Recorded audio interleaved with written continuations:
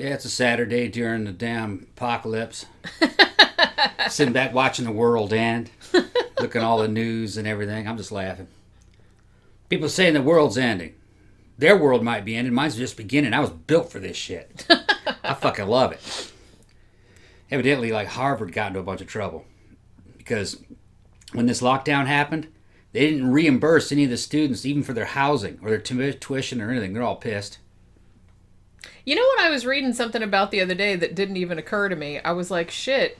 There were people who were working on cruise ships. Yeah. During and when the lockdown happened, and they're still there. Damn. They let the passengers leave. Yeah. But they wouldn't let the employees leave. Damn. So they're kind of just stuck on this cruise ship still. Yeah. Like it's in the dock, you know what I mean? It's not out in the middle of the ocean or nothing, but it's like, yeah, I was like, oh shit, I didn't even think about that.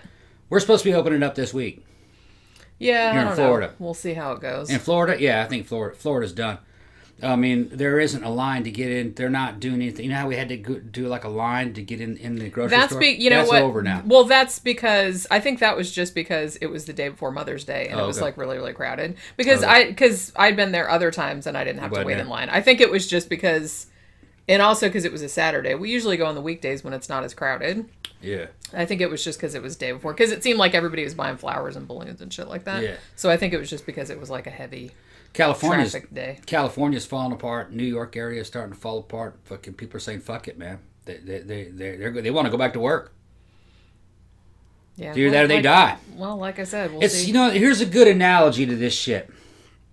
Back in World War II, the Germans bombed fucking London for like fucking months. And people stayed locked up. You know what I mean? They were hiding down in their damn bunkers.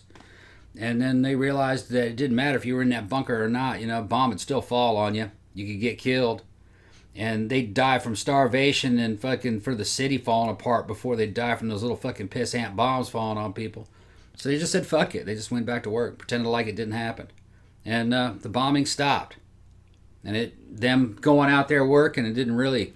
Well, after a little while... the casualties. They got over it. They got bored. Well, I mean, after a while, it's kind of like a, damned if you do, damned if you don't, frying pan and fire situation. So they just said, fuck it. They went back to work. That's where a lot of that fucking, some of those little slogans that they were, using during wartime, the British, what was it? Was it keep calm and what was it?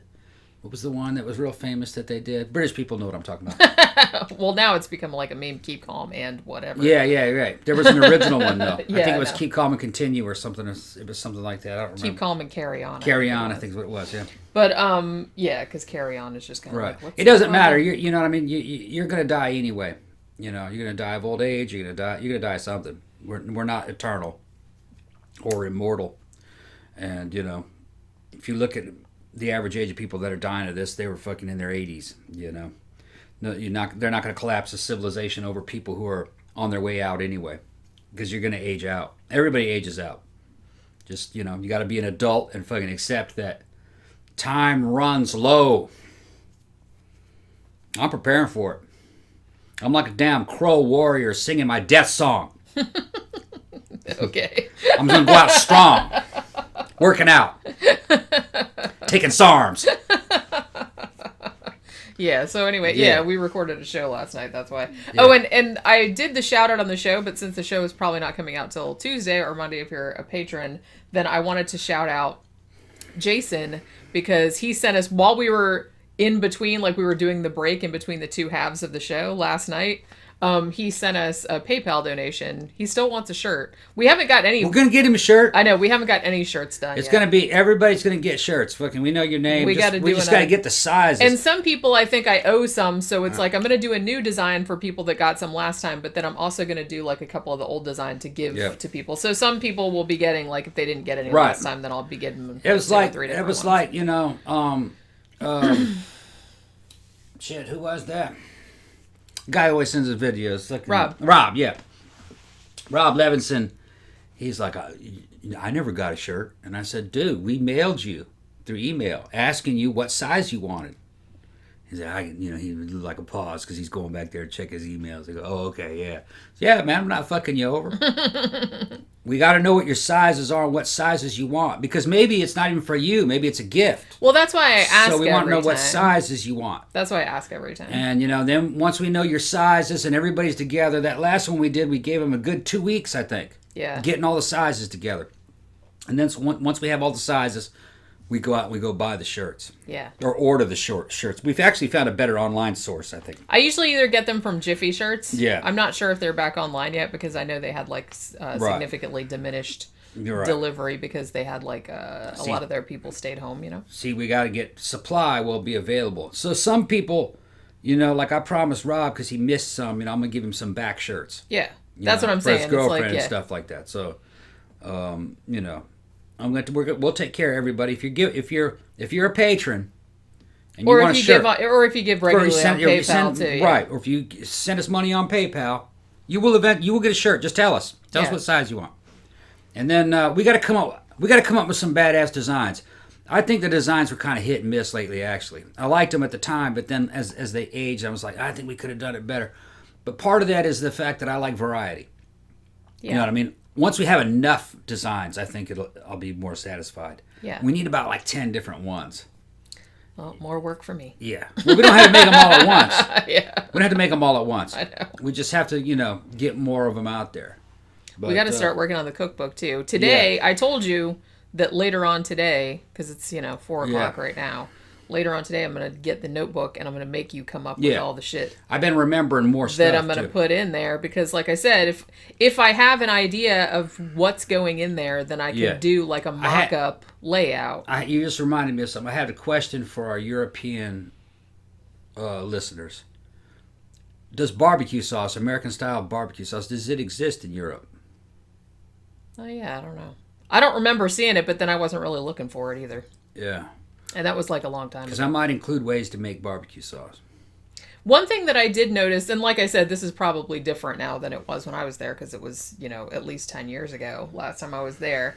But one thing, there was a lot of, different cuisines and stuff, especially in the bigger cities. Didn't see a lot of Mexican food, though, and I didn't know... I can show them. So I didn't know if Mexican food... It might be a bigger thing now, because, now that we have, the bigger chains and shit, like Chipotle and whatnot. I got a recipe straight from Tijuana. Fucking my boy Jair sent it to me on how to make corn tortillas. Yeah. Yeah. All you need is corn flour.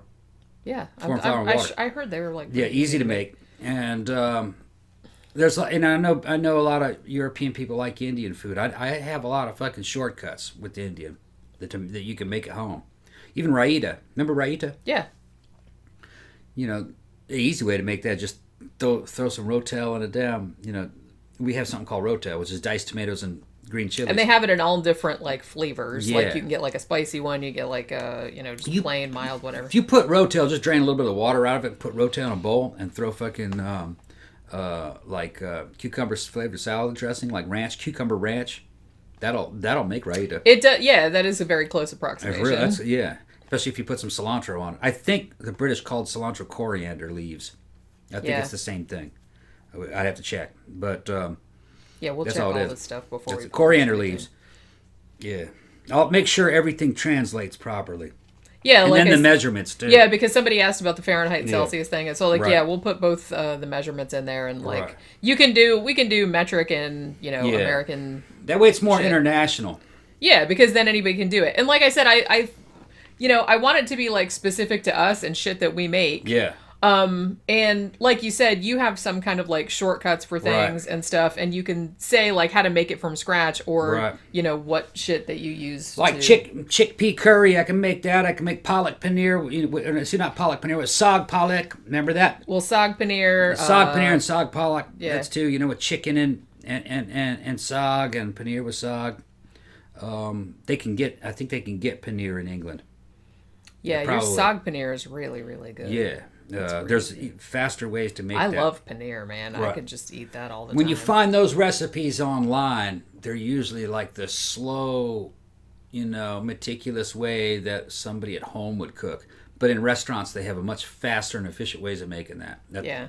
Yeah. Making things in one pot or only 2 pots instead of 5 pots. and then combining. You have to understand how they cook to know what I'm talking about. And if you watch actual Indian girls cooking or Indian guys cooking online, they cook more like me. A lot more efficient, using less pots and pans. Because there's that one Indian woman that you watch on YouTube a lot. I've seen. Yeah, I forgot her name, but I got a subscription to her. She'll do it all in one pot. That's usually what we end up doing. We usually just have this one pot, and we make all of them, then we make the rice in the other pot. Sometimes you have to blend things, so that's the hard part. Yeah. Like, for instance, like for sag, you put hot water in a pot, start pouring down fresh spinach in it until it wilts. And then, I take my little fucking Cuisinart thing, stick it in the immersion blender. Yeah, and do it right in the pot. Throw chicken bouillon cubes in the other in a frying pan. I'm frying up in oil onions and spices. Yeah. And then add chicken to it. Cook that about halfway, and then once it's all done, you throw it in that other pot. Yeah. With some Rotel. Because we have this big, pot that's like professional pots. It's like 3 fucking feet tall or something. Yeah, I think it's almost like an 9-gallon pot. Yeah, we make pasta in that. You could deep fry a turkey in that shit if you wanted to. Yeah, it's enormous. It's a pain in the ass to wash, but it's enormous because it won't fit in the dishwasher. I like real pots and stuff. Something fucking big. Today, something if I got to go Alex Jones and eat my neighbor, I can fucking have a pot there. Did you hear him do that? I heard something about that. He'll say I don't pay attention to that idiot. That motherfucker's a genius. He knows exactly how to get his genius name. He's a genius, man. He knows. He's a genius. He's a fucking genius. He knows exactly how to get mentioned in the newspapers. He knows exactly. Every time he gets mentioned in the newspapers, he sells more water filters. I guarantee you. A humble water filter salesman. Yeah. All right. Yeah. He's a genius. Grifter. He's a grifter. Well, what is grifting? It's infotainment. It was so effective that CNN has copied that model. Well, yeah, they're doing the same thing. Well, like just I said, different version this of is why whenever I have news, I just read it. Yeah, I don't need some retard like yakking. The news, in parentheses, the news. It's just it's a product. It's a news-like product. Yeah. It's got to be entertaining. They're trying to compete with podcasters and YouTubers. How's a fucking respectable news agency going to compete with people like us? They can't.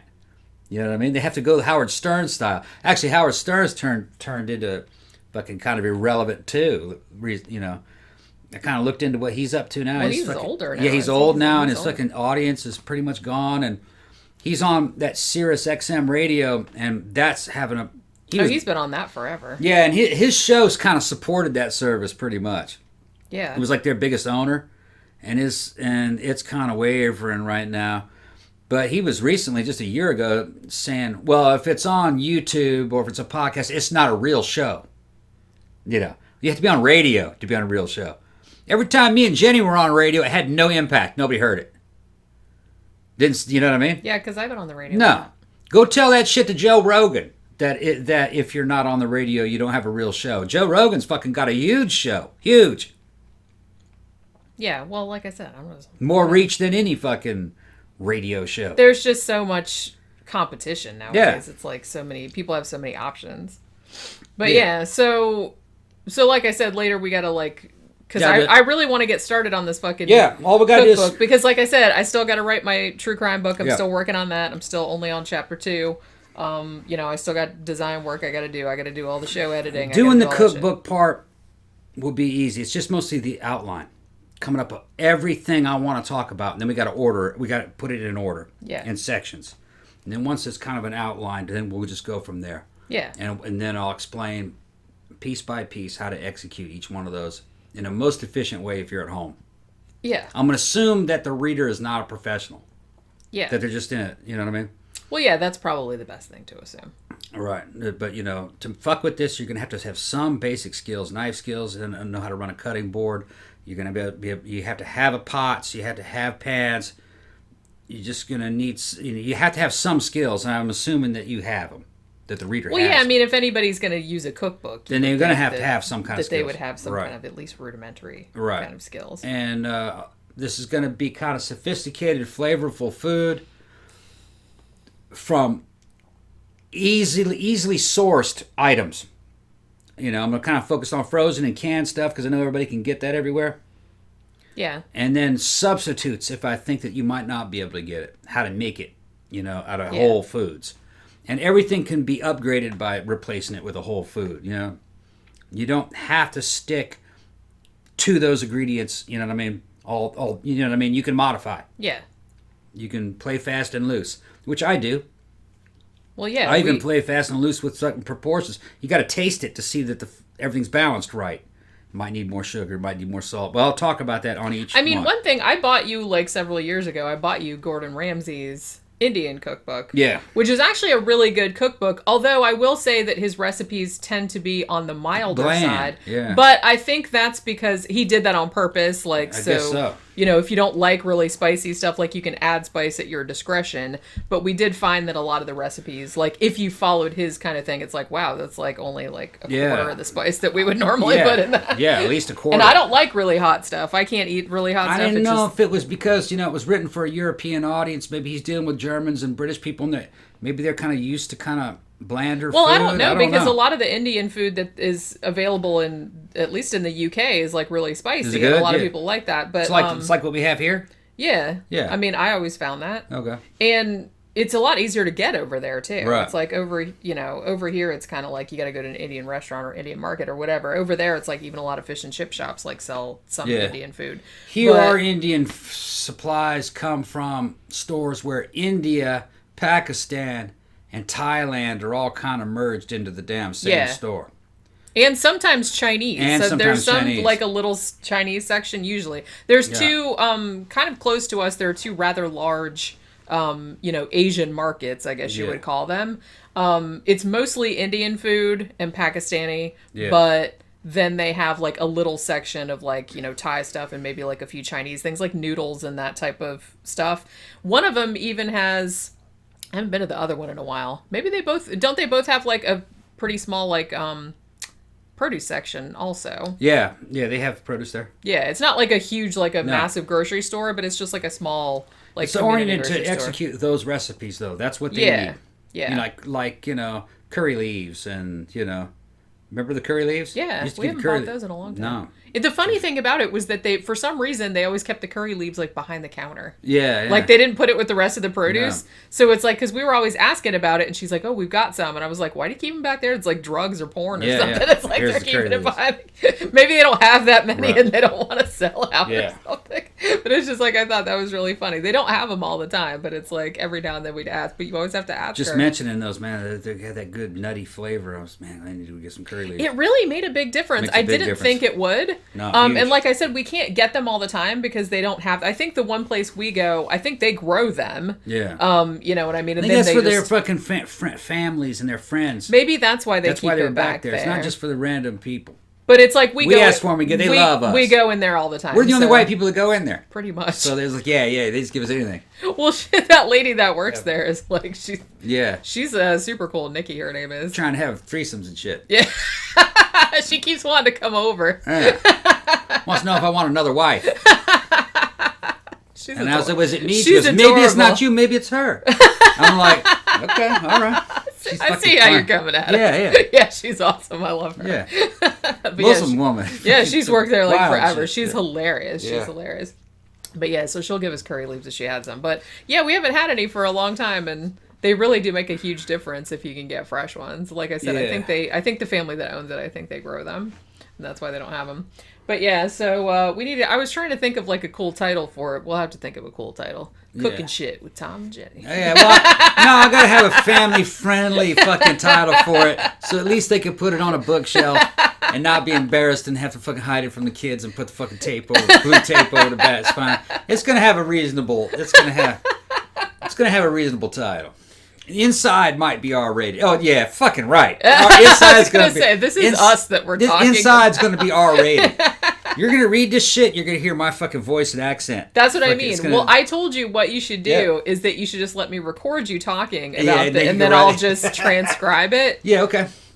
Is probably what I should. That'll take longer, but it will get more of like a flavor. All right. Of you talking. Also, you know what I thought would be super funny? It's like if I could take a bunch of pictures of you in different like positions, like with your chef coat on, because you have one, like pointing at shit, making a face like "fuck this," you know what I mean? Right, so I can just like scatter that throughout the text, like if you're saying stuff. We could put pictures of Pooky in there too, particularly if it's like fish recipes. Pooky in the pot. Don't put Pooky in the pot. Yeah. We can have her commenting on some of the recipes. It's like, this one doesn't taste enough like feet. Yeah. This doesn't stink enough. Right. Cat loves shit that stinks and smells like fish and fish guts. She likes that. She loves fucking Parmesan cheese. Yeah. And she likes feet, man. She prefers them dirty. Yeah. Dirty feet. Take your fucking boots off. She likes clean ones too, because as soon as I get out of the shower and go in the closet to get dressed, she's like, smell in between put her nose in between your toes and shit. Like, what are you doing? Yeah, like licking your toes. Yeah. Fucking crazy. Like, crazy cat. So trying to climb down in your boot. She climbed outside my boot. With her little butt sticking out. Yeah. Little back legs waggling. Smells good in here. Yeah, she's like, oh. Cat's nuts. She's so fucking funny. Yeah. All right, so you guys have a good rest of your Saturday. Yeah. Have a fun Saturday night. Stay safe, whatever it is you're doing. Oh, shit. What? We're out of booze. We're totally out of booze? We're totally out of booze. I've got whiskey. Well, I got that whiskey, but that doesn't mix with anything. We gotta go do booze. Oh, shit, man. We gotta go to the fucking liquor store. Yeah. Why didn't you tell me this shit earlier? I just realized. Because I was thinking about later on tonight. Because it's Saturday. And you've been working. We can't have Saturday go by. I can do it without you.